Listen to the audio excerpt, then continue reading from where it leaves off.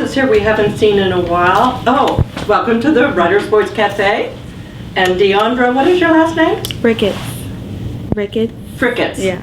Deandra Fricketts is there with the camera. Yes, I want to, we appreciate it very much, we really do.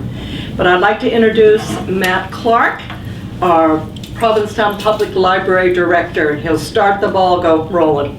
Matt?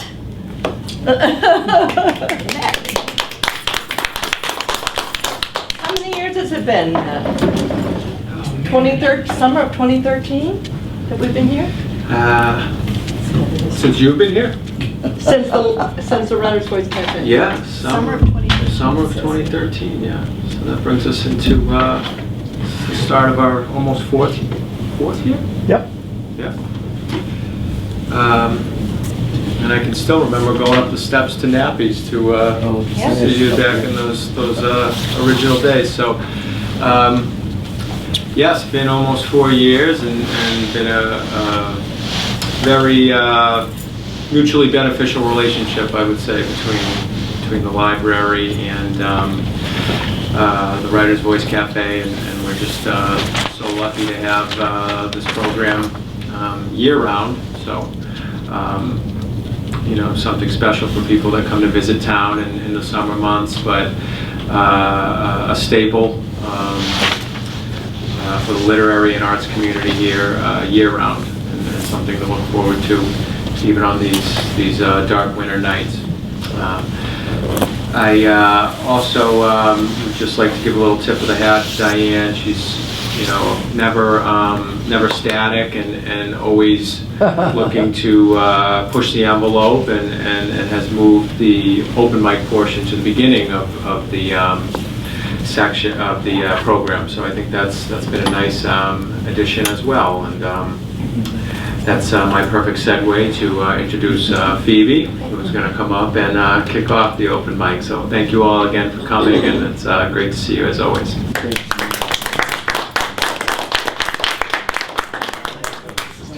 Well, we just had 3 more people walk in, and we're so happy to see them. Is this your first time? Well, is this the first time for anyone?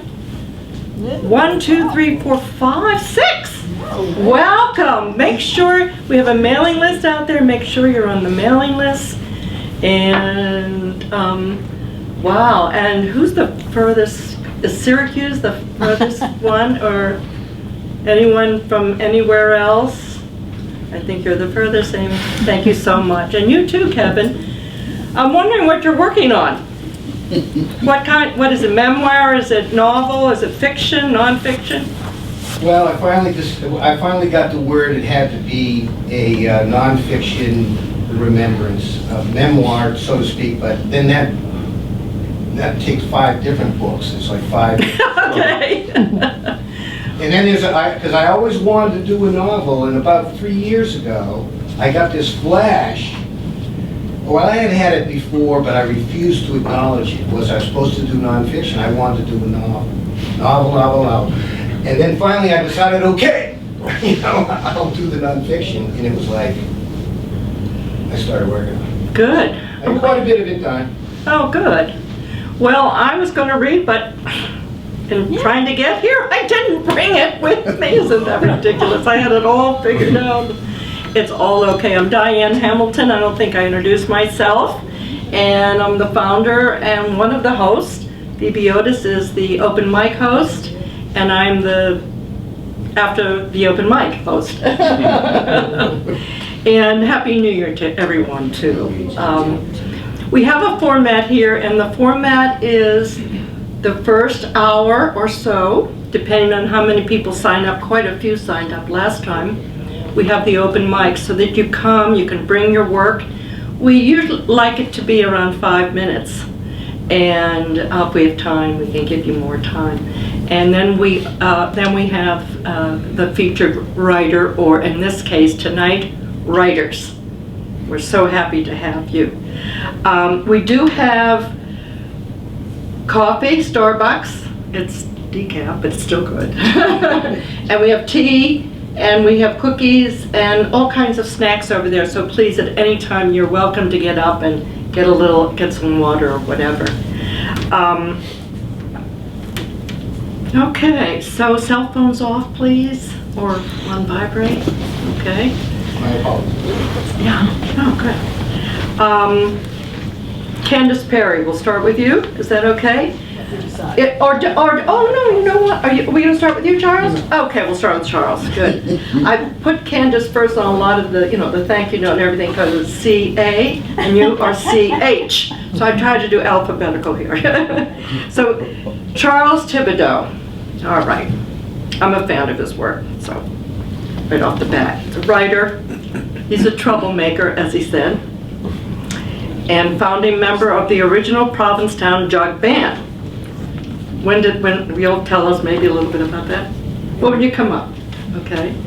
He will read from the story in progress, Running Away, about his growing up in North Cambridge. Thank you, Charles. Yeah.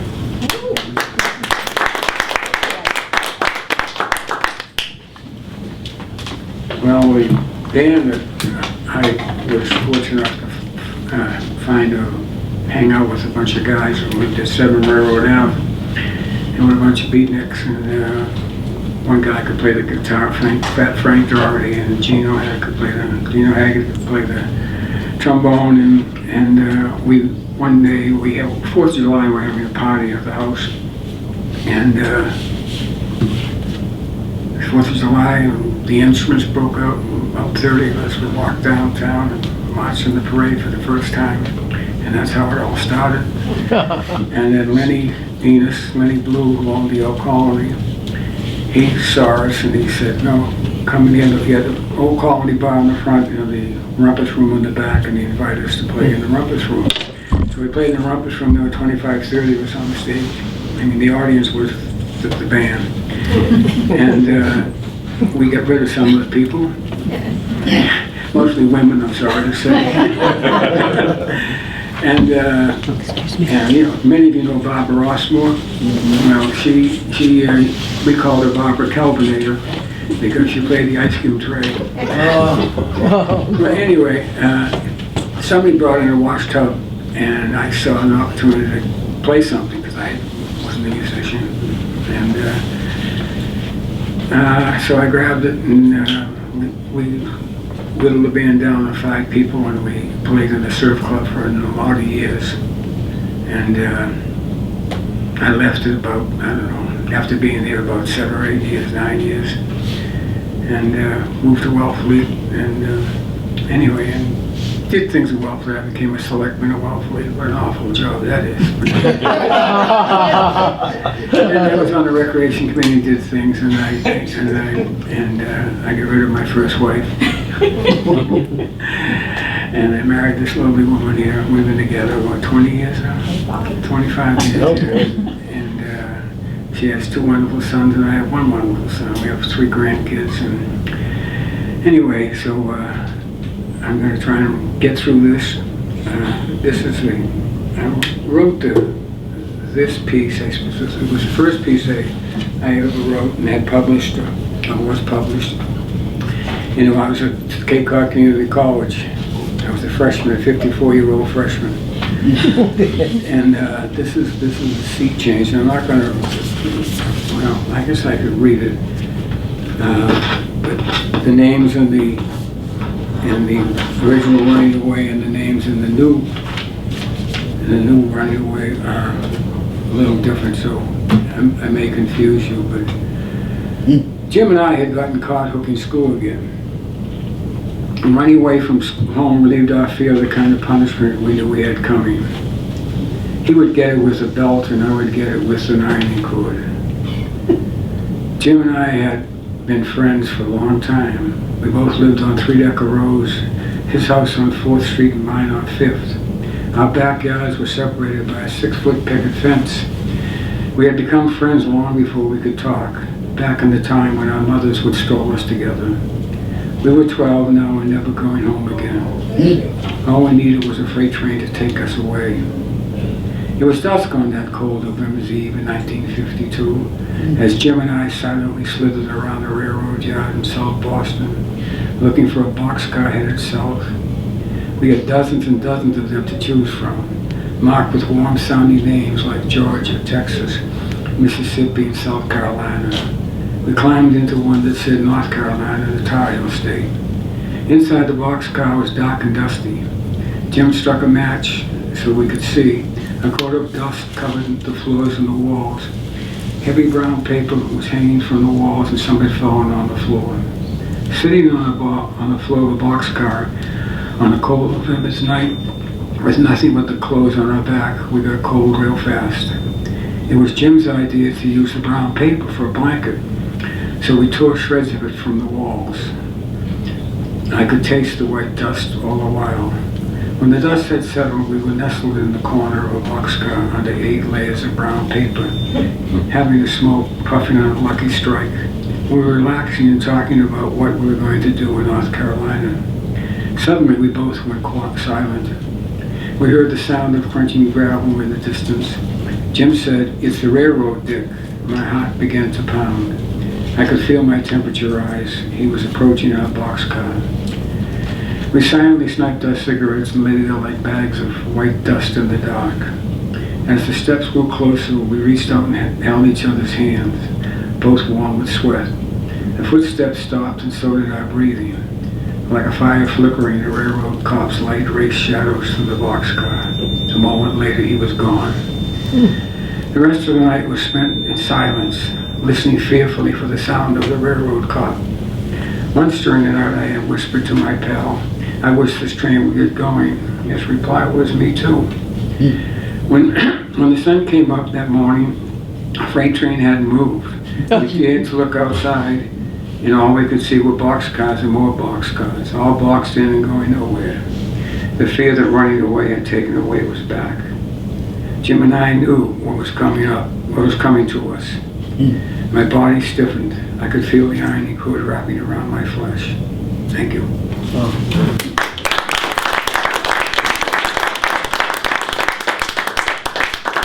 Can I get a drink of water? Yeah. No. Or anything. So this story, and I've read parts of this. This is a story that I just finished yesterday.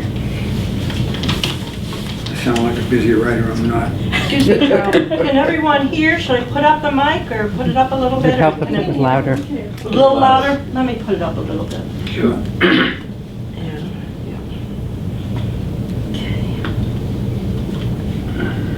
How's that? How's that? Okay, thank you.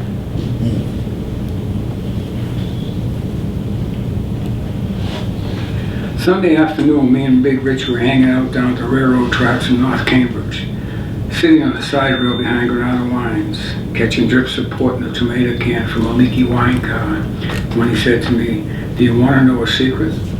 "Do I want to know what?" "A secret? About what?" "You swear in the Catholic word of honor never to say nothing to nobody?" "Richie, I never say nothing to nobody about we do, not even in confession." You swear on your mother's soul?" "I ain't never going to swear on my mother's soul."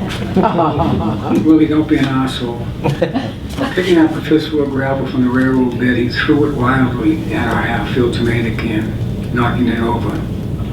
"Richie, why do you always got to get so pissed off at everything?" "Well, and swear on your mother's soul." "Screw you, Richie. The last time you made me swear..." I'll try and speak, I'll get closer to the mic. No, that's okay. Okay. I'll stay here. I'll take it from the top of this page. "Willie, don't be an asshole." Picking up a fistful of gravel from the railroad bed, he threw it wildly at our half-filled tomato can, knocking it over. "Richie, why do you always got to get so pissed off at everything?" "Well, and swear on your mother's soul." "Screw you, Richie. The last time you made me swear, it was you who loosed the bag. You couldn't wait to tell the guys on the corner that Mary Phillips let you feel her up at the show." Getting up from the railroad, Richie picked up the empty tomato can. Wiping it off on his dungarees, he put it back under the drip. Without saying a word, sat down next to me on the rail. We sat silently staring at the tomato can, listening to a drip as it went from ping ping to plop plop. "So do you want to know or don't you?" Screw you, Richie. Every time you get pissed off, you start acting crazy, throwing and breaking stuff, or you punch somebody. I ain't scared of you. Come on, Willie. You know I'd never hit you. You're my best pal. Then don't be such a peckerhead. You know I don't tell nobody nothing about what we do, not even in confession. And I ain't gonna swear on my mother's soul. Okay, okay. I promise I'll never ask you to swear on your mother's soul again. So you wanna know or don't you? Yeah, I wanna know. Looking over his shoulder like the cops or the FBI might be coming up the line, he wiggled closer to me on the rail and whispered, when school gets out for the summer, I'm going to screw this place. Where you going this time? Been thinking about heading out West Oregon. Oregon? Holy shit, Richie. Way out there? I read in one of my old man's detective magazines that they're looking for fruit pickers and farm workers out there, paying top dollar. No experience needed. You want to go with me? Oregon? Jesus, Richie, that's a long way from here. Why do you want to go way out there? Because it's far away from here and they'll never be able to find us. You don't have to make up your mind now, just think about it. Yes, and when we get caught and they bring us back, my old lady will beat the living shit out of me. The old lady beats the living shit out of you all the time. No matter what you do. So what's the friggin' difference? I don't know what the friggin' difference is. And the last time we ran away, old lady Haggerty downstairs had to call the cops to stop your old man from beating on you. Oh. Willie, maybe we'll make it this time. Make it in the pig's ass, we will. Remember, we spent the whole night freezing our balls off in a boxcar that never went nowhere? Richie, you don't know what it feels like to be beat with an ironing cord. Yeah, and you don't know you ain't never been punched in the mouth by my old man. Willie, ain't that why we run away? 'Cause they beat us for nothing? Will you just think about it? Yeah, I'll think about it. Richie got up to check on our can when he spied some of the windows from Richie got up to check on the can when he spied some of the winos from Ola's Cafe coming down the line. Oh shit, it's Jimmy Rags and Rubberleg Babineau, and that's Queenie O'Rourke running after them. And they headed our way. Quick, Willie, grab the can and let's go out of here. I grabbed the near-field tomato can and headed up the line. We walked between the tracks, drinking the gritty sour port. I sipped and Richie gulped. After a couple of sips, I told Richie he could have my share. Grinning, he took a gulp and called me a pansy. We picked up gravel from the railroad, throwing it at broken windows and abandoned wooden factories. We could hear a freight train coming down the line. Richie gulped the last of the wine. Throwing the empty can back over his shoulder, he started walking faster up the line. Willie, are you going with me to Oregon? I don't know. You said I had time to think about it, didn't you? He stopped suddenly, turned around and started walking backwards up towards the train, staggering and stumbling over the railroad ties. Willie, are you coming with me? The engineer tooted his whistle. You coming with me? I followed him along the embankment. Richie, you're drunk, get off the tracks. You're coming with me or not? He started laughing. Yeah, you said I had a couple of weeks to make up my mind, didn't you? Are you coming with me? Richie, if you don't get off the tracks, you won't be going nowhere. The engineer held down the whistle. The train was getting closer and closer. The ground rumbled beneath my feet. I could see the engineer, his face a look of horror. I couldn't watch. Pressing my hands hard on my eyes, I turned my back to the tracks. Tears were running down my face. I kept screaming, get up, Richie, get off the tracks. When the train passed, I stood there, afraid to open my eyes. Come on, let's screw out of here, I heard Richie say. I opened my eyes, and he was standing there with that big-toothed Irish grin on his kisser. Screw you, Richie, screw you, screw you. I turned and headed for home. Come on, Willie, I was just screwing around. I wouldn't answer, kept walking. Come on, Willie, don't dummy up on me. I stayed mum. When we got to the corner of my street, I turned and headed for home. See you tomorrow, Will? Can't. Going to my grandmother's for dinner. You going to Oregon with me? Don't know. See you Monday at the corner in front of Joe's. See you at the corner. Monday morning, I hung around in front of Joe's Variety store, waiting for Richie to show. He was always late, never on time. The clock on Joe's window said 6 minutes to 8. If I ran, I could make it to the gate before the second bell for the start of school. Richie could be anywhere. If you weren't with him, you didn't know where he was. I headed for the class. When I got there, the whole school was talking about how big Richie had fallen from a 3-decker while trying to make a big jump from one 3-decker roof to another. Big Richie was in City Hospital, hurt so bad that nobody could see him except blood relatives. Last summer, Richie's mother ran away from home with Kim the Chinaman from the laundry, and old man Casey had been on a bender ever since. Big Richie was all alone. Some of the kids were laughing and saying that Richie was going to die. I punched Andy Phillips in the mouth when he started acting goofy and calling Richie a flathead. I couldn't believe that Richie was going to die. He was my best friend. I promised God that if Richie didn't die, I wouldn't lie or steal anymore. I would do confession, go to Mass every Sunday, stop swearing, and I would leave myself alone. I would have let my mother beat me 100 times if only Richie wouldn't die. That morning in school, we said the Our Father, pledged allegiance to the flag and collected money for the starving children of China.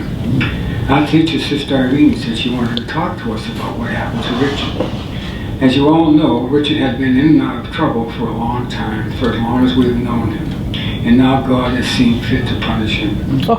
Let this be a lesson to you. Remember that God is watching us at all times. Do you hear me, William? Now let us pray for Richard. Our Father, what? I wanted to hit her with a brick.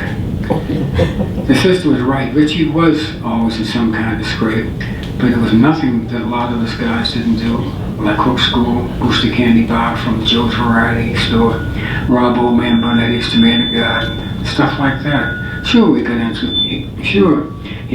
a few fights, but most of the time he was sticking up for someone else.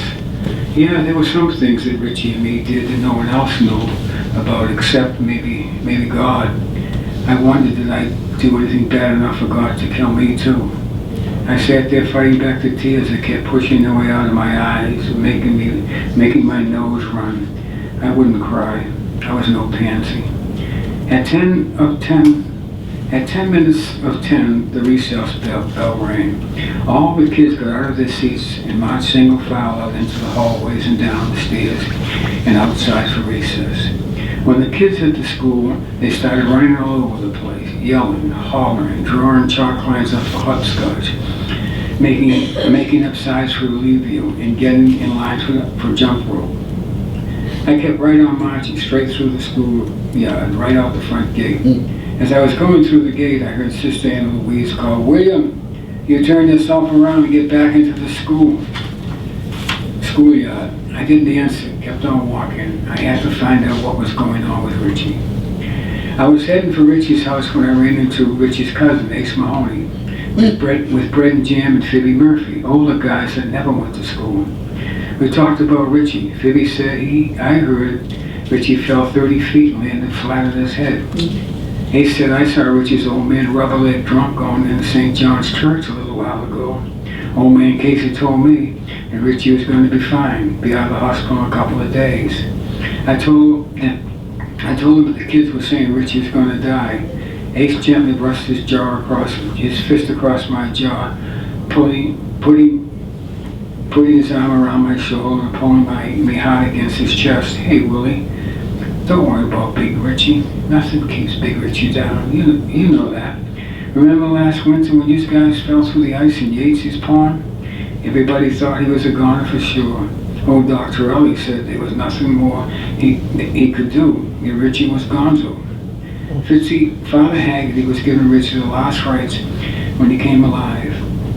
Jumped up and looked like he was looking for a fight. Scared the bejesus out of everyone. And the time his appendix broke, Dr. Ellie thought he was a goner then too. Remember how Dr. Early said Richie's body was so full of poison that more than likely he'd die before they could get him to the hospital? A few days later, Richie's back down the corner of Dudley and Cedar Street, hanging with the guys. I asked Phoebe who told him Richie fell on his head. Brett and Jim jumped in. Don't pay no attention to Phoebe. No one never does. He never tells the truth. That's why we call him Phoebe. Ace thought that we should go to church and pray for Richie so he'd be all right. Phoebe sat down on the curb, took off a sneaker, and shook out 2 dimes on the sidewalk. He picked them up, saying, "We can light some candles for Richie."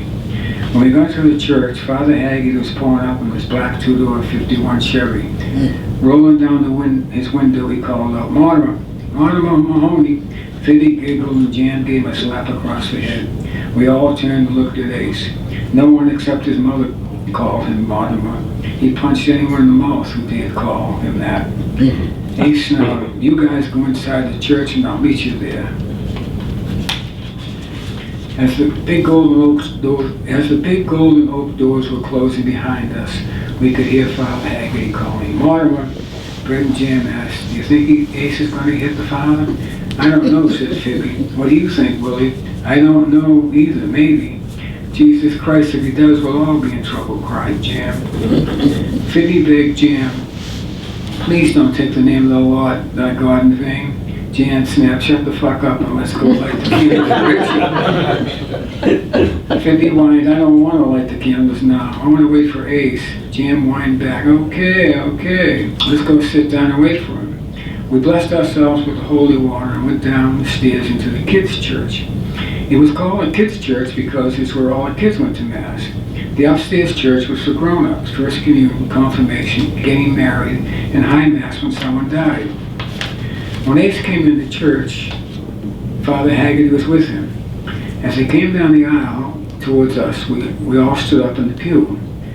Father Haggerty nodded his head and said, "Willie, Ace tells me you're Richie's best friend." "Yes, Father, he eats at my house most every night. My mother says he's a good boy, and the people say Richie is bad because they don't know what it's like. They don't know what it's like to have a mother and a drunken father. My dad said people pick on Richie because he's got no one to stick up for him. And my dad said that Richie could come and live with us if Mr. Casey would let us. My mom would make sure he goes to school and to church on Sunday. Richie's smart too. He helps me with my homework." "Willie, Willie," shouted Ace. "Willie, Richie's dead. Gonzo." I looked at Ace, his eyes filled with tears, his face wrinkled with pain. Wiping the tears from his eyes with the back of his hand, he whispered, Willie's gone. Tell him, Father." We all looked at Father Haggerty. "I'm sorry, boys, I just came from the hospital. I was with Richie when he passed. He never regained his senses." Jim fell to his knees, pressing his hands over his ears, yelling, "Jesus, Jesus Christ, oh shit, oh shit." Phoebe stumbled over Jim, getting out of the pew. He headed for the altar. I knew it was wrong not to believe a priest, but I couldn't believe Father Haggerty. I kept saying to myself, liar, liar, Richie couldn't be dead. Nothing could kill Big Richie. Nothing. Phoebe moved toward the altar and sat down in the front pew. The rest of us followed. We were all crying except Phoebe. He was just sitting there. Suddenly he got up and started lighting all of the prayer candles. When he finished lighting the ones in front of the statue of St. Jude, he lit the ones in front of the Virgin Mary. Maybe he was hoping for a miracle. I was looking up at Jesus hanging on the cross with all the candles flickering. He looked alive. Tuesday night I went to Richie's wake.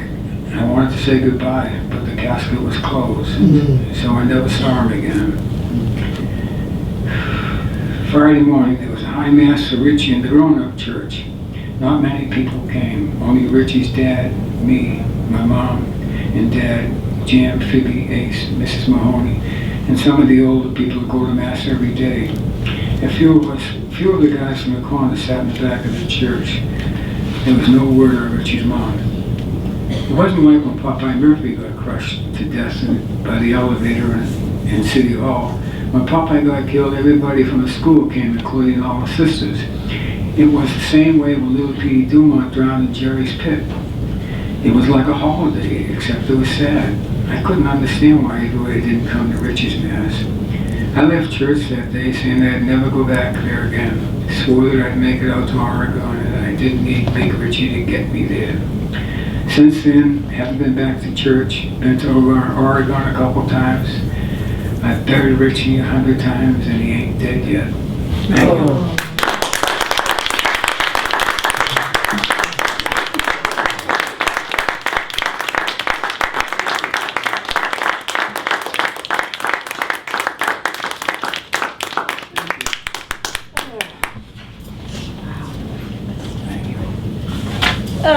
Thank you. Boy, what an experience. What? What it was like. Oh, you want, I'm sorry, you may want to... Oh, yeah, that's, or we could do it later when Okay. both of you have read. How about that? We'll do that. No, what is written? Or, that was quite a story. I thought Richie would, boy. Okay. All right. Are you all ready to move on? Okay. More cheerful stories. Well, you know, hey, that's life. I mean, if you want to get a little snack or something, it's over there. Candace Perry, playwright, teacher, fiction writer, and social justice activist. Candace will read from her collection of short stories. Candace.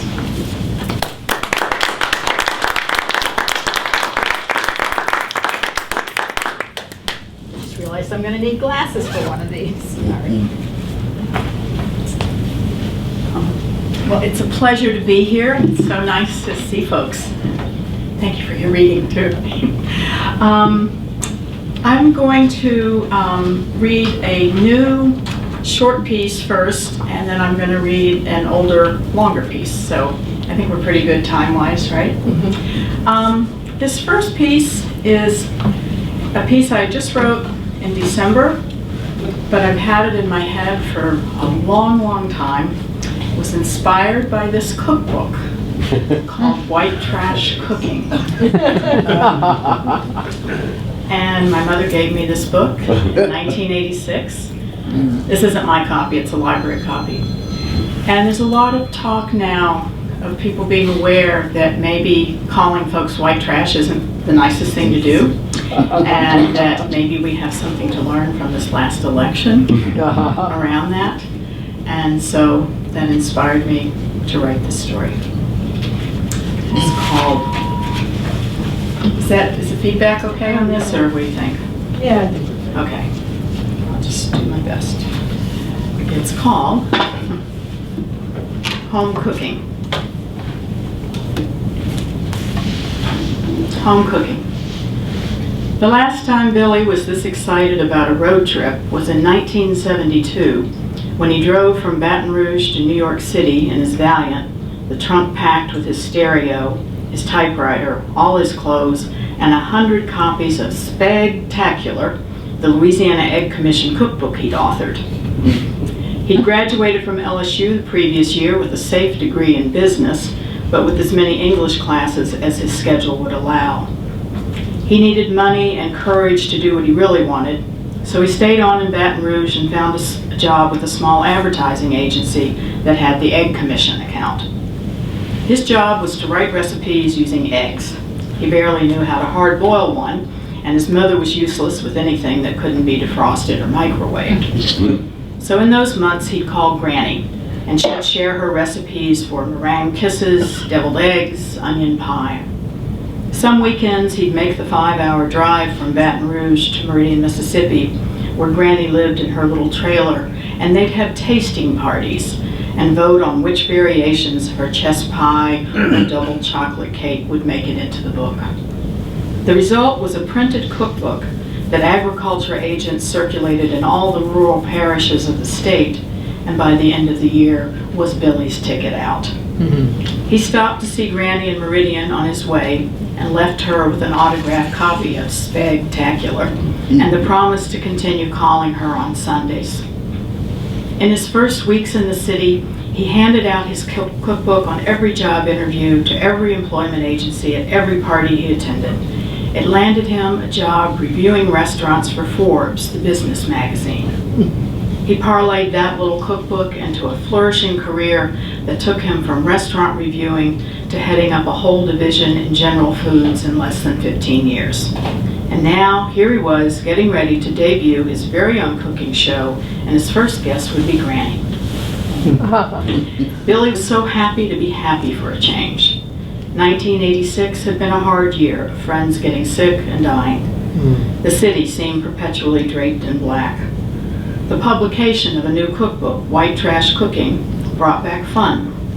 Suddenly Billy was in demand, hosting dinner parties featuring corn pones and turnip greens. He came out as a real Southerner whose roots were bona fide white trash, and white trash was in. He quit trying to mask the Mississippi in his voice, instead ramped it up a notch or two. One particularly raucous evening, he called Granny, put her on speakerphone so his friends could hear her describe in detail how to pickle pig's feet. It was a riot. After that, his friends all took to calling him Billy instead of William, his New York name. William Trainer was his father's name, and he was the junior. His mother called him W.T. She thought it was sophisticated, but everyone else called him Billy. His mother's parents, Granny and Big Daddy, had lived in a small house across the street from the railroad tracks, where, when he spent the night, he'd hear the train whistle and imagine himself headed for somewhere bigger and better than Meridian, Mississippi.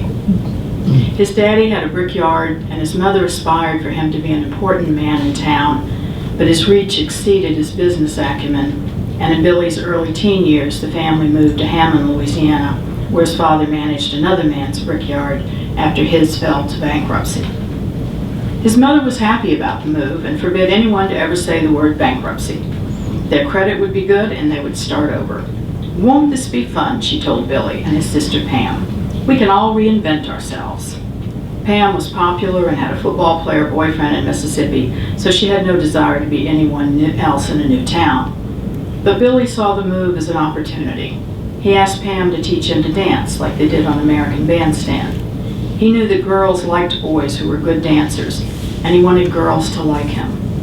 That was 1962, the year To Kill a Mockingbird, the movie, came out with Gregory Peck. He hadn't read the book, but watching the movie, he fell in love with Jem. Dancing worked. In his new junior high, he danced with all the girls at school dances, and soon the word would get back to him that this one or another wanted him to be her boyfriend. He missed his grandparents, but his mother always seemed to find some excuse for not visiting more than at Christmas. He started using his paper route money to call Granny on Sundays. Big Daddy couldn't hear too well, especially over the telephone. When Billy got his driver's license, he got his daddy to let him borrow the car once a month to drive up to Meridian. His mother said she found it peculiar that a red-blooded, popular boy would rather spend the weekend with old people instead of young ones, but his daddy told her to let him be. Once in college at LSU in Baton Rouge, Billy had less time for the trip, but he still phoned most Sundays. Big Daddy died the summer after Billy's sophomore year. He had planned to be a camp counselor, but convinced his parents to let him spend the summer with Granny, helping her. She decided to sell the house and move to Shady Acres Mobile Home Park. She didn't like being in the house by herself. The neighborhood had changed, and there were more people and kids around in a trailer park. His mother couldn't stand it, and both times she went up to Meridian that summer, she stayed in a local bed and breakfast where they served tea in the afternoon. Billy imagined his mother was pretending to have grown up in the antebellum mansion that housed the B&B instead of the little bungalow on the street that ran along the railroad tracks. No stranger to pretending himself, he let it go. By this time, his parents were living in a luxury subdivision called Woodland Estates in Hammond. Granny liked to joke behind his mother's back that Woodland Estates was just a hoity-toity way of saying Shady Acres. He considered transferring to Ole Miss to be closer to Granny, but his mother wouldn't hear of it. He was a member of the Kappa Alpha fraternity at LSU, the best as far as his mother was concerned, and he'd be a fool to give that up. KAs held Old South as their yearly formal. The brothers dressed in Confederate uniforms, their dates in Scarlett O'Hara hoop skirts they had trouble managing after a few too many mint juleps. She had it printed in sepia tones, and he suspected she claimed him, if not to others, at least to herself, as some ancestor who fought with honor in the war of northern aggression. He did love to dance at frat parties, but didn't drink, didn't trust himself. His girlfriend his junior year had an alcoholic mother and wouldn't drink either. They were so good on the dance floor that others stopped and watched them, cheered them on. The brothers hooped and hollered when Billy sometimes dropped to the floor on one hand and did a dirty alligator, but his girlfriend was embarrassed. They broke up at the end of the year when he failed to give her his fraternity pin, the first step towards the altar. He's glad he decided to drive to Meridian instead of flying. He's had time to think, remember, get his head on straight. He's debated with himself if he should come out to Granny because they are so close. On one of their calls last year, she was the one to bring up how sad it was that Rock Hudson died of that terrible disease. A few days later, she wrote him a letter and noted that if the movie star could have stayed married, he might not have gotten sick. Billy wasn't sure if this was her way of opening the door to the conversation or closing it. Unlike his mother, Granny never asked about his dating life, so he never had to lie to her. He talked about his friends, and she remembered their names, thought to ask after them if he'd mentioned that one of them wasn't feeling well. Everyone wanted her praline recipe. He feels good about himself, that his success is going to include Granny. Not that she ever cared about fame or fortune. She'll probably just give away any money she makes off the show. He pulls into the gravel parking lot. He admires how people without much still try to bring some beauty to where they live. Zinnias show off their blazing colors and flower beds made of old tires. He's proud of these people, his people. Granny comes to the door of her trailer home. She wears a worn calico apron over her flowered house dress. He regrets he doesn't have the camera crew with him at this moment. It's so perfect. They hug and kiss. It's been too long. Don't they feed you up in New York City? The usual. Finally, he's seated at her kitchen table, about to pop with the details of the upcoming show. He's wrapped the cookbook and gives it to her over her protest of, "You shouldn't have bothered." She slowly unwraps it, careful not to tear the paper, which she will save and reuse. Once the paper is off, she just stares at the cover of the book. She looks at him, back at the book. He wonders if her glasses aren't strong enough. Maybe she can't see too well. "Granny?" She looks at him with an expression he's never seen from her. Her face is pinched. "White trash cooking," she reads, her finger pointing to each word. "Who would name a book this?" He smiles. "It's all the rage. Remember I told you, I've been having these themed dinner parties using the recipes?" She just stares at him. Then the cover of the cookbook, which pictures an overweight woman with a hard face and frizzed, dirty blonde hair. Finally she says, "You calling me white trash? You telling your friends to call me white trash?" He lets out air he didn't realize he was holding. "Oh, Granny, don't you see? White trash is in. People are having trailer trash parties and they want to know more. They want to be authentic. That's why I'm doing this show. White trash cooking with my Granny." She says nothing, so he continues. "In the Shady Acres Mobile Home Park. The crew will be here this afternoon." Granny stands. She puts the wrapping paper back around the cookbook and hands it to Billy. "Here, I don't want this. You're making fun of me." He doesn't know what to say. She puts her soft hand over his and looks him hard in the face. "I never made fun of you. I always knew who you were, but I never let nobody call you names."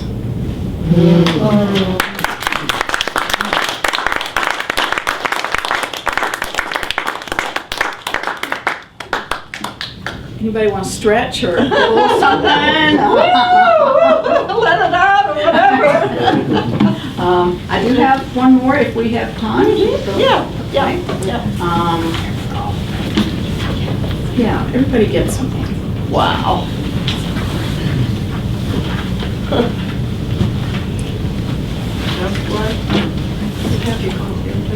And while people are getting up on, can I do a quick commercial message? Yes. Starting this weekend, I'm teaching a class in writing for radio theater. It's going to be at Press Hall in Wellfleet, and I have a Wellfleet Cultural Council grant. There's still a couple openings in the class. So it's this Saturday at 1 to 4, and then the next class will be in 3 weeks, February 4th, 1 to 4, and then on Sunday, February 26th, we're going to put on the plays that we write before a live audience, we hope. So if anybody's interested, I'm going to leave these out, and feel free to call or email me. because there's still a couple spaces.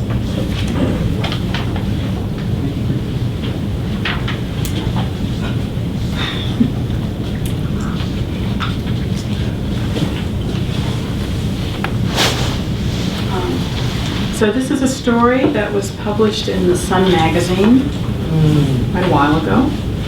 Does everybody here know the Sun? It's a movie. If you're a fiction writer, or poet, or nonfiction, memoir, personal pieces, I'm sure the library has it. And they do a really neat thing every issue. They have a section called Reader's Write, and they give you a theme, and you can write to that. And if they select it, you get a free subscription for a year. So it's kind of a neat writing prompt if you're like running out of ideas, and it's a great like essay and stuff like that. Yeah. So this was in the Sun. It's called Kissing in the Movies. In 1961, Nicaragua and I were still developing, both of us unsure of our desperate passions. I knew nothing of politics. When the U.S. Air Force needed my father to teach Somoza's pilots to fly, my family moved to Managua. The State Department warned of the dangers: malaria, earthquakes, revolution, poverty, sharks swimming in fresh water. They left something out. I was 13 with pale, half-peach breast and no word in any language for what I wanted. But on a blistering Saturday afternoon, in the cool dark of the Teatro Real, I would see what I dared not desire. My best friend Sue and I were meeting our boyfriends at the movies downtown. Running late, I hurried along the Avenida Rubén Darío toward the theater, worried that the smell of ripe fruit rotting in the hot Managua sun would cling to me and that Jim wouldn't notice my new perfume.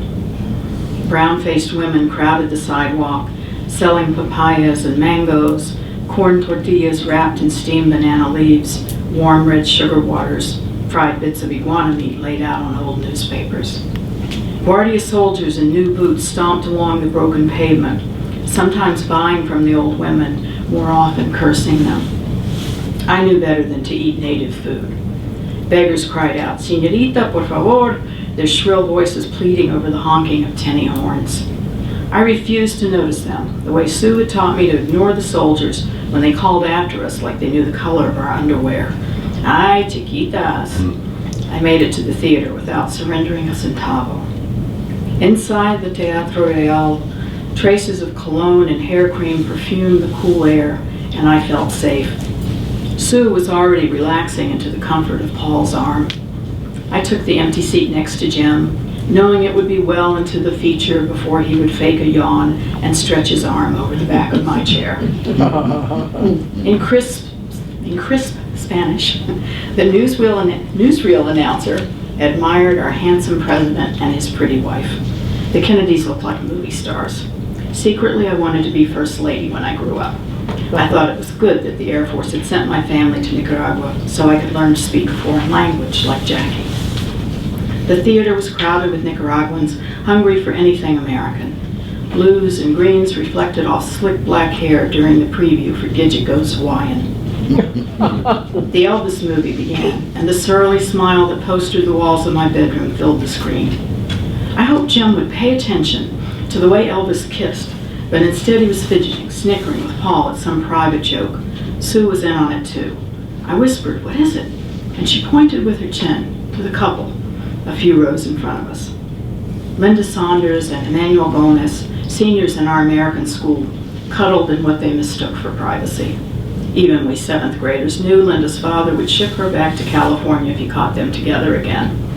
Mr. Saunders was in Nicaragua to develop banana production, not to have his beautiful blonde daughter fall in love with a dark foreigner, no matter how rich his family.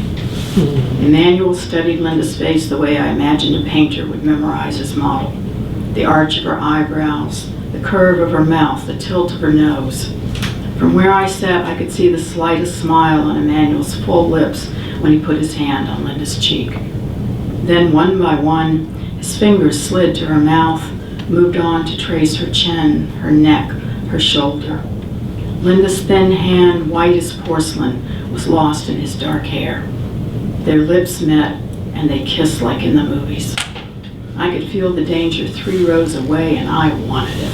Jim turned to me and said, "That's disgusting. If her father was giving a reward, I'd turn them in." He poked Paul in the side and they laughed. Sue leaned across them both to tell me in a loud, sure whisper, "It's stupid for an American girl that pretty to like a Nicaraguan." I didn't say that watching Linda and Emmanuel kiss gave me goosebumps. On the screen, Elvis was kissing Julia Prowse in a magical motion that seemed both hard and soft at the same time. Jim stretched and let his arm fall to the back of my chair. It was my turn. I forgot about Linda and Emmanuel, Elvis and Juliet, as Jim's hand found my shoulder and he pulled me toward him. He pressed his dry lips against mine, then pulled away fast and wiped his mouth with the back of his hand. He looked at Paul and they laughed. A bright, scorching sun greeted us as we came out of the Teatro Real. Loud, dirty children surrounded us chanting, "Chicle, chicle, chicle." Sue shooed them away. Hours were left to our lazy afternoon. I imagined strolling along the Avenida. Maybe this time Jim would take my hand, or we would go to the record store, crowd into a small glass booth where he would touch my cheek and steal a kiss while Ricky Nelson sang of teenage love that lasts forever. But before we could decide where to go for a Coke, my mother pulled to the curb. Hanging halfway out the window of our lumbering Edsel, she shouted, "Y'all get in, quick now!" Her easygoing Alabama voice was fast with fear. She was close to tears over someone burning the American flag at the embassy. Jim laughed and Paul explained, "Crazy communists, they do it every year at this time. Don't worry, Mrs. Parker, the Guardia will take care of them." My mother relaxed then, the way she would get after a drink. Well, all I can say is it's not very nice given how much we do for these people. Her voice lingered over the vowels. Sue, Jim, and Paul had all lived in Managua long enough to know their way around. I envied their sure knowledge of the people and the language. Their fathers were American businessmen, good teachers of confidence in a strange economy. My father had been instructing Sonosa's pilots for less than 6 months. Mother made me get in the car with her. "You have to be careful when you're a foreigner in a new place," she lectured, speeding past the mango orchards and cardboard huts which lined the highway to our house. She didn't need to remind me to be careful. The Air Force had already moved my family from Ohio to South Carolina, then to California, in and out of Texas twice. I had spent the 6th grade in the knee-deep snow of North Dakota, now the 7th in the tropical heat of Nicaragua. Every place I had ever lived was foreign. At 13, I knew caution like a hometown. Because of the trouble at the embassy, my parents made me miss the party that night. In my absence, Jim danced every slow song with Ruth Ann. The next morning, Sue had the best friend's duty of letting me know I had lost him. I hated my parents. I wished my father's plane would crash. I wanted my mother to drive into Lake Nicaragua and get eaten by freshwater sharks, eaten alive. I went to school Monday hoping no one would notice my pain while wishing all the world would grant me sympathy. American boys never spoke to girls at school, so nothing seemed different between Jim and me, but everyone knew I had been replaced. Mine was a pale tragedy, however, compared to Emmanuel's. On Sunday, Mr. Saunders had put Linda on one of his United Fruit boats bound for San Francisco. Sue and I passed Emmanuel in the hall on our way to biology. He stood at Linda's locker staring at the light yellow raincoat she had left behind. He ran his hand down the whole length of the sleeve. In biology, I returned to feeling sorry for myself. Jim probably wouldn't even notice if I got sent back to the States. I was watching him throw spitballs at the teacher's back when Maria Elena passed me a note. One of the popular Nicaraguan girls, Maria Elena, wore expensive hand-embroidered blouses that showed off her full womanly figure. We were classmates with no shared intimacies except attendance at the home ec lecture to all the 7th grade girls on proper sanitary napkin disposal. I wasn't sure the note was for me until I opened it. "Alice," it read, "would you like to be Pedro Quino's girlfriend now?"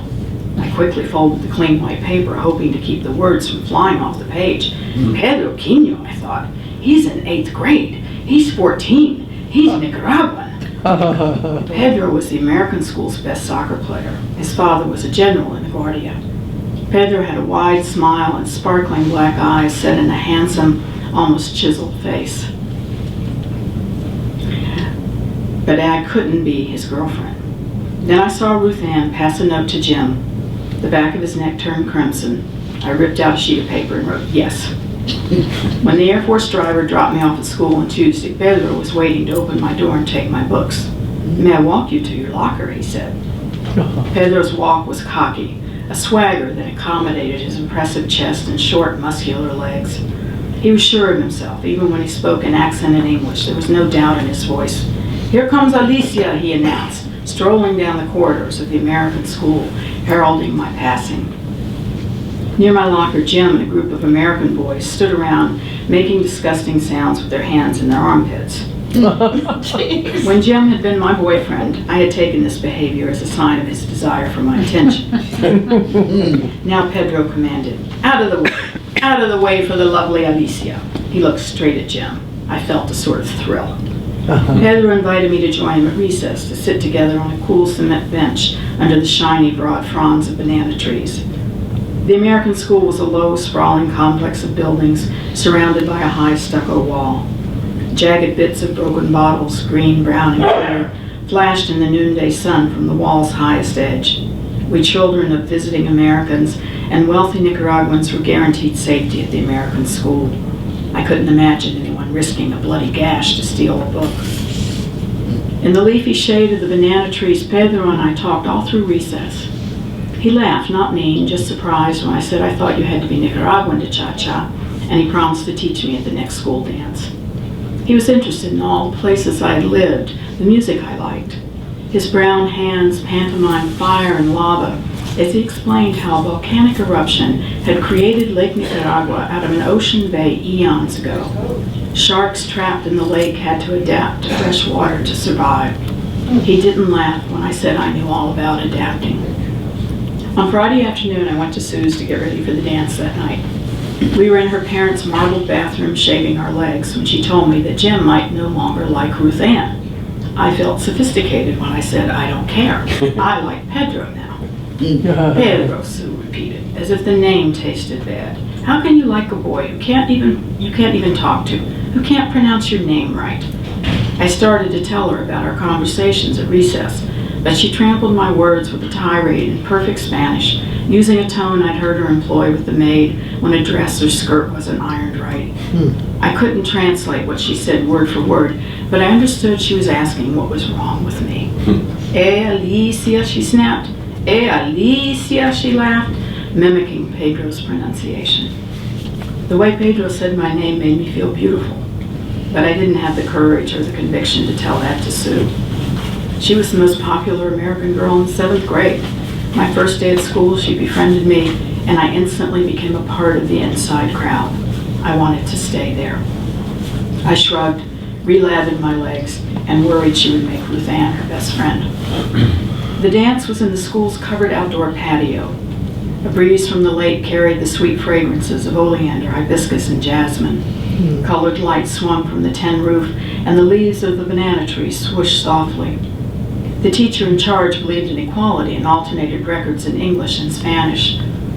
At our private American parties, we never played Latin songs, just Elvis and Brenda Lee, Ricky Nelson and Fabian. Pedro and I danced to everything.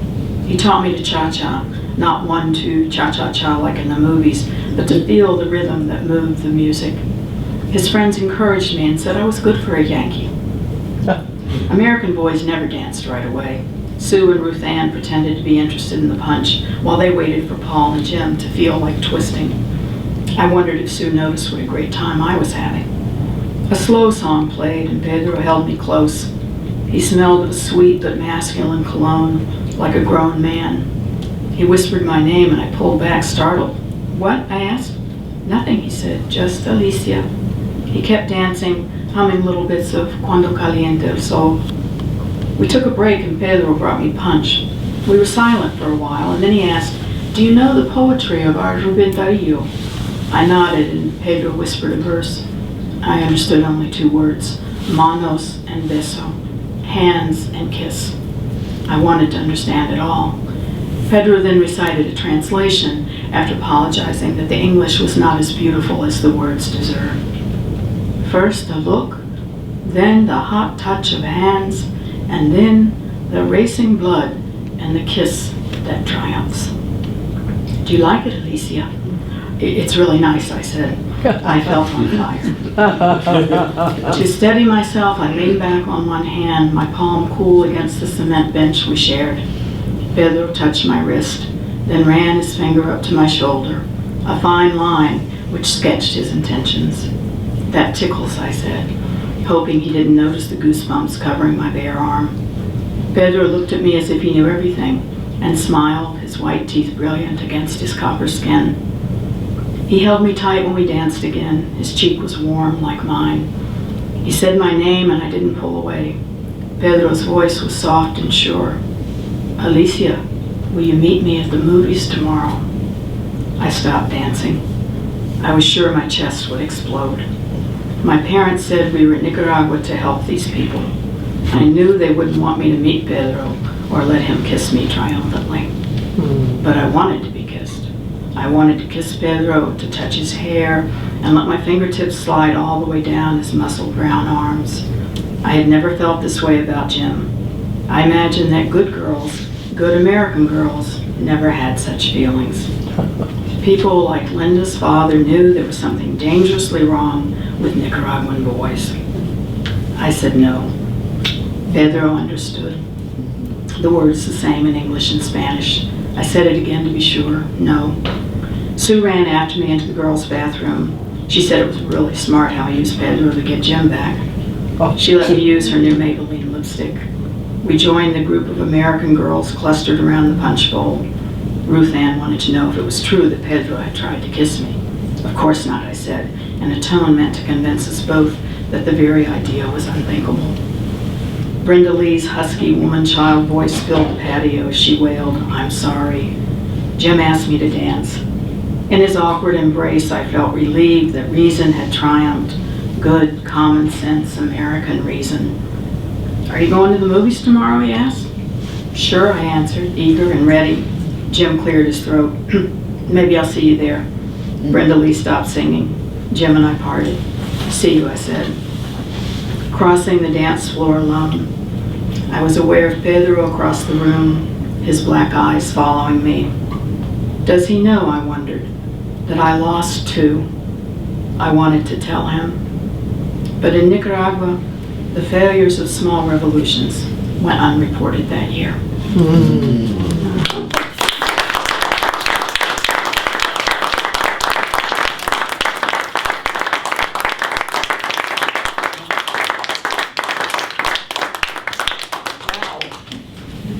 How to keep from tearing up. What, how touching and wonderful. Very different stories. And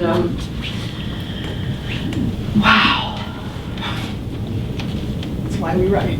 That's why we write again. Does anyone have any questions or anything to ask? You know, one of the things that we do with the writers is that we ask them to talk about their writing journey.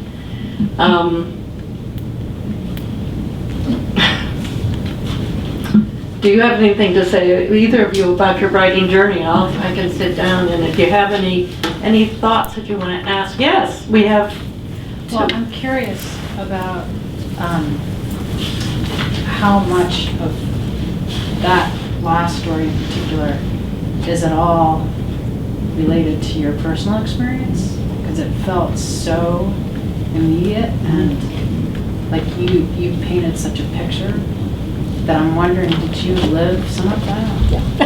So, okay. A longer answer? Yeah, come on up, Candace. Well, come up.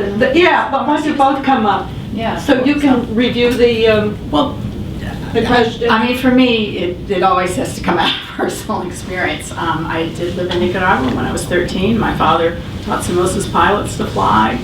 My best friend's name was Kathy Sue, and there was this huge, like, American-Nicaraguan divide. And for about 10 minutes, I think, I was Pedro Quino's girlfriend. and it's actually even better when her name is my name, Candace, because he called me Dulcita, which is candy. And that scene really did happen, where he was like, out of the way, here comes Dulcita. And Charles and I still tell that story when anybody's in the way, out of the way for Dulcita. The piece then about him wanting me to go to the movies, that never happened. But I thought that kind of made the story more real, and just that I don't know if you can tell, but there are these beginning rumblings of revolution then. And they were only beginning. Yeah, but I did live there, and I'm happy to say we've returned many times now and tried to make amends for having been on the wrong side. Yeah. Yeah, I want to ask both of you, but mostly it's directed to Charles.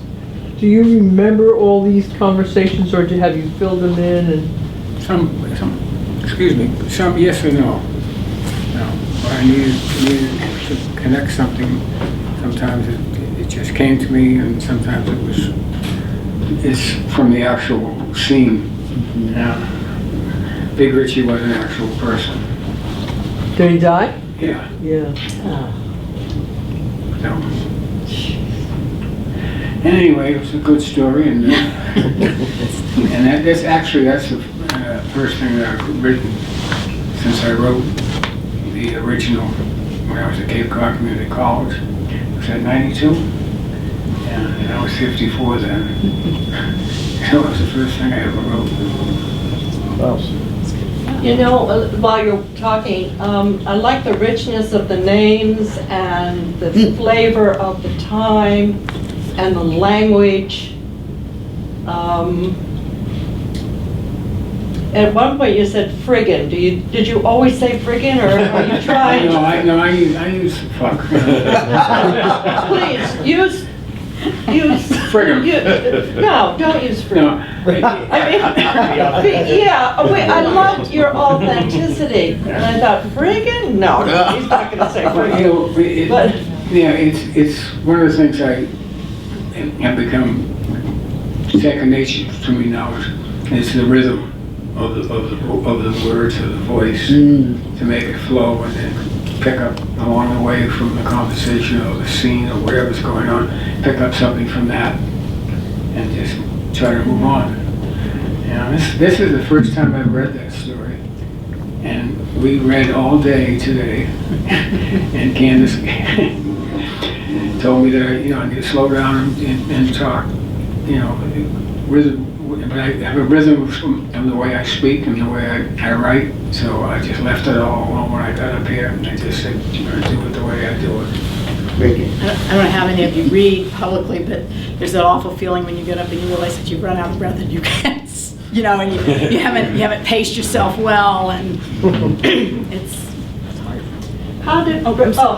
Just one thing, how did Bread and Jam, is it? God, how did he get his? Bread and Jam, that was his name. It's like, well, if you ever come from a colony in Provincetown, the Portuguese have names.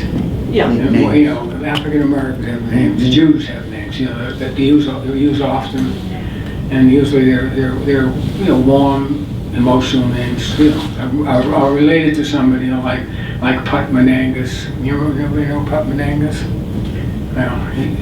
They were a family here. They've been here for I don't know, 100 years. They're all deceased now, except for their grandchildren, their great-grandchildren. And this is the mother raised. She was deaf, and she raised eight kids. And when I knew them, they still had a dirt floor in their house. Wow. And it's one of the buildings that is connected with the Fine Arts Work Center. If you face the parking lot, it's down a little alley there, and there's a house that they bought. But what was your question? Bread and Jam. Where did the bread and jam? You got to eat bread and jam. That's a fact. They call me Boston Charlie because I came from Boston. Boston Charlie. Well, I used to say no Boston Charles, but I never liked being called Charlie. That's not my name. I was adamant about her. So has anybody here, maybe besides Sally, seen the band? Oh, yeah. I remember you were a waitress at the Folksel. Yes, I was. Judith, did you have a question? Yeah, I was very, very moved by both stories, and they're totally not my experience. I was never popular enough to worry. But after Charles's story, I thought, oh God, I feel so sorry for Candace trying to follow that because it was just so wrenching. But the wrenching of your experience, you both totally captured adolescence. Yeah. And- And it's And like we somehow, didn't without talk being the about doing these same together. experience, it was so, Yeah. you could feel it for both stories so much. Thank you.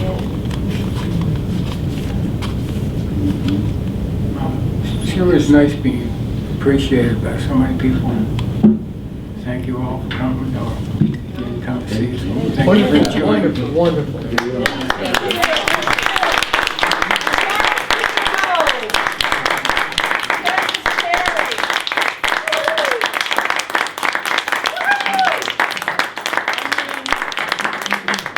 Authentic, rich, wonderful, aware voices, very much aware, and we just jump in with you, and we're there with you. Boy. Okay, I want to thank both of you for being our featured writers, and also the Provincetown Public Library. The library director, Matt Clark, really is a great friend of ours. Fabulous. The board, the staff at the Provincetown Public Library, and the PTV staff, Deandra, thank you so much.